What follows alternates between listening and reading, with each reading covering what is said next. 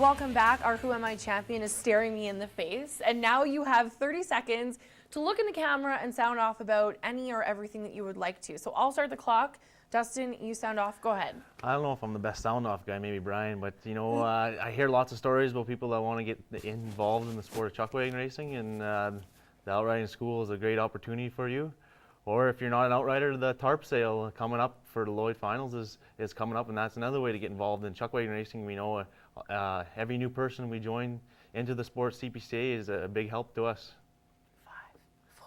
That's it. That's all I Oh, have. there. See, he got it done under time. Impressive. That's amazing. See, but that's because you're an outrider. You're always used to working against the clock. Impressive. All right, we've got a couple questions here that I want to ask you guys for sound off the segment. Let's talk about this tarp auction, because for people out there who just hear about it, and obviously they see the tarps and the wagons, and clearly there is some visibility associated with the tarps, but how crucial and how significant is the tarp auction to the success of the CPCA season? Maybe you want to go first, Brian?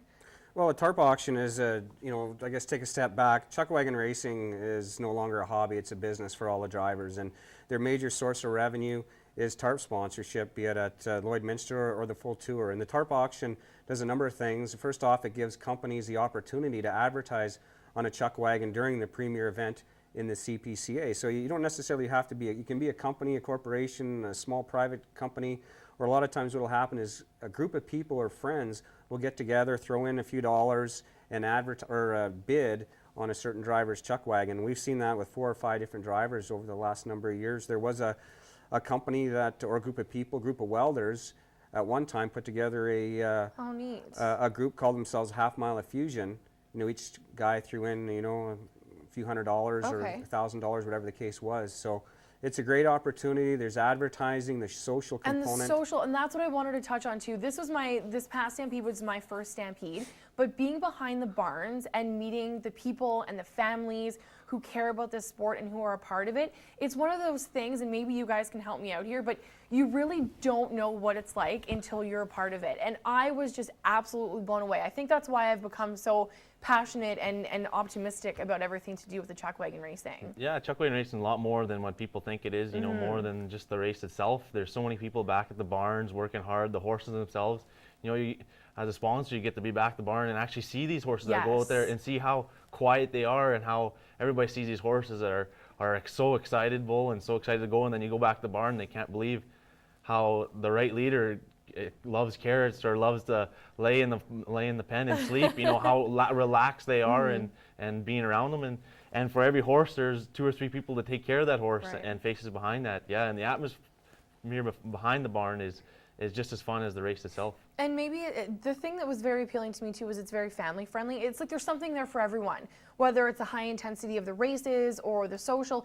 It's like if you think tailgating is good for a football game, you haven't seen anything until you've been in the Stampede. That was my response, to be honest. Yeah, and I guess the finals in Lloydminster, CPC finals, is like a mini Calgary Stampede. Yeah. And I know myself, came up here in 2004, hadn't seen Lloydminster before, and watch the chuckwagon races, and it is like Dustin said, it's a family environment, and you know, I'd like to see another advertising opportunity for companies where you get your advertising plus you get that social component. There's not many, and once you get involved, you meet a lot of good people, a lot of good friends, and it's a great way to network your business. And if you're smart like Wayne Russell and Roger Murray, do the whole color coordinating thing with the black and orange. I got a kick out of that. But another question for you guys, Dustin, this one's kind of more targeted for you.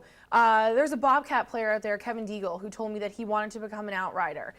How easy is it to just wake up and, maybe wake up one day and say, hey, I want to be an outrider? You said dream big, live large, which I like. But how realistic is it for somebody to pick this up and make it happen in a short amount of time? Yeah, it's one thing to have the dream. The next thing is have the ability. And outriding is 2 components. One obviously is being an athlete. And we find ourselves people that are athletes, it's easy to become an outrider.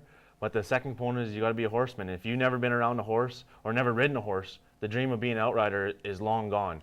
If you can't, if this I'm starting to get discouraged here. This individual has never rode a horse before, then coming to this outriding school or trying to become an outrider is a far off dream, and you got to learn to ride a horse first. And you know, it's funny how outriders are. Some guys can lean on their athleticism to get them by, and some guys lean on their being able to take care of Okay. horses and handle a horse to help them through it. All right, so Kevin Deagle has a hefty challenge in front of him. Well, I do want to take the time to thank both of you for being here. Very much enjoyed talking chucks with you. Tarp Auction, April 13th. Outriding School, April 22nd to the 24th. Yep, that's correct. All right, and lots of information available on the CPCA's website. Or if you have any questions, hey, feel free to email us at theglovesareoff@newcap.ca or check out our Facebook page. So guys, thanks again for being here. Thank you. And thank you all for tuning in for The you. Gloves Are Off. That does it for us. Howdy.